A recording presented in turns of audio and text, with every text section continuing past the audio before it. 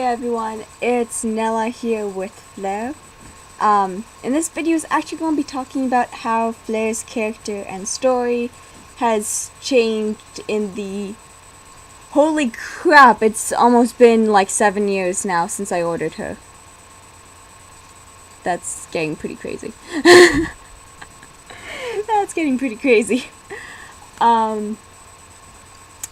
So, when I ordered her, she had no pre-existing character. I chose her sculpt because the price was good.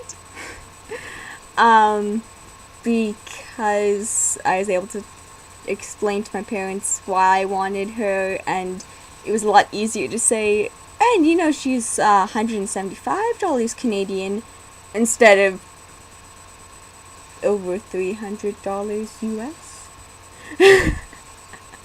Yeah, so it was a much easier price for them to accept getting it for me. Also, I did like her company photos.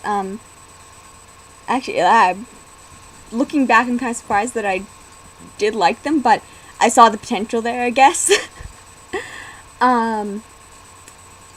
So, like I said, since I was just getting her because of the sculpt and because of the price of the sculpt, she had no character coming in. What I did while I was waiting for her was I started coming up with her character.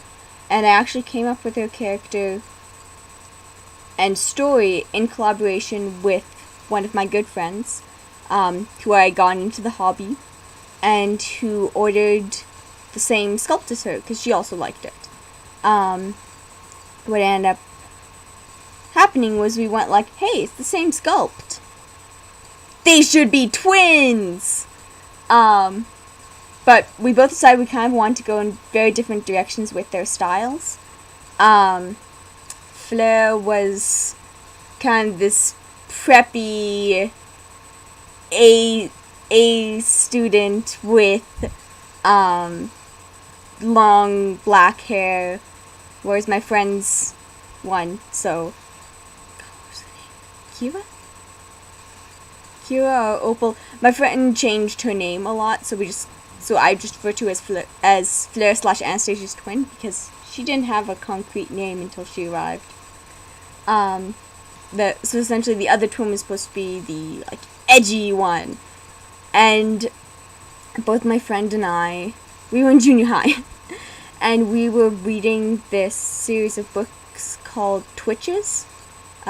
Twin Witches is what it was short for.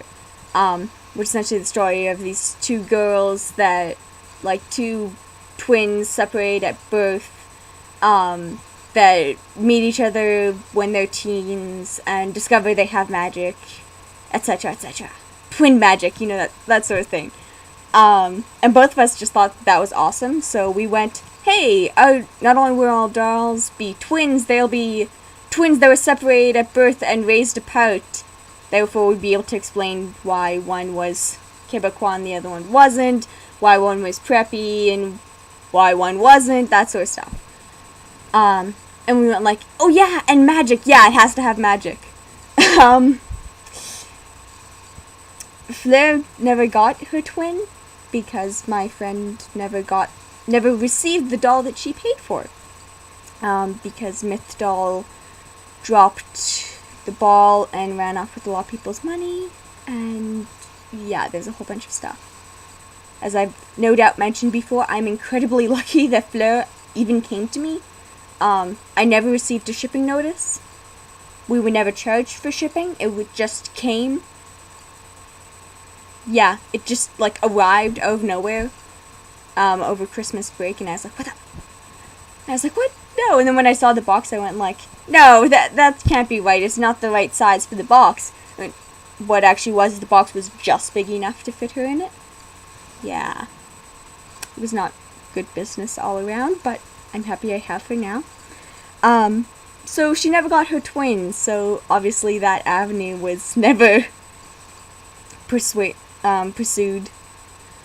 past the planning length. What happened probably I guess a year into me having her, was I started coming up with the idea for the Curiosity Shop.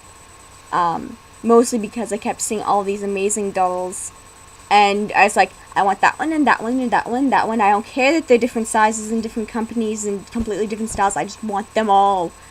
And I was trying to figure out how I could possibly have some, like, how could I have characters and still tell stories and have them all be so different. So that's when I started coming up with the Curiosity Shop. And there's been some minor changes over the years to Fleur's character. She was aged up. When I was originally writing her, I was 13, something like that. So Fleur was written to be older than me, but not by like a crazy degree that I wouldn't be able to imagine. So she was originally 15 years old, and then she was aged up to 16, and then up to 17. And then I went, you know what, I actually really won't be able to tell stories of her, like, being on her own working, and that makes more sense if you're over 18, so I went, okay, well, I guess you're over 18. And now I don't know precisely what age she is. She's 18 to 24, I know, somewhere in there. It doesn't really matter. It doesn't matter. She's finished high school, and she can work. That's pretty much all that. And she hasn't had a whole bunch of life experience. That's pretty much all that matters. The age, the number doesn't matter. And the only other thing that's really changed about her is the hair.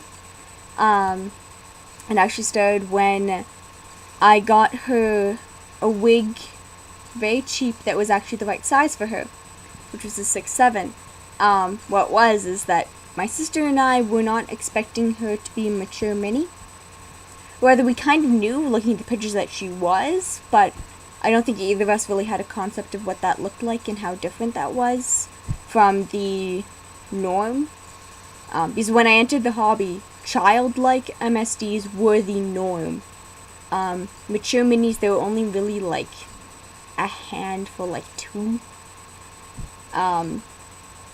So yeah, pretty much there were only like 2 or 3. Like, it really was very unusual.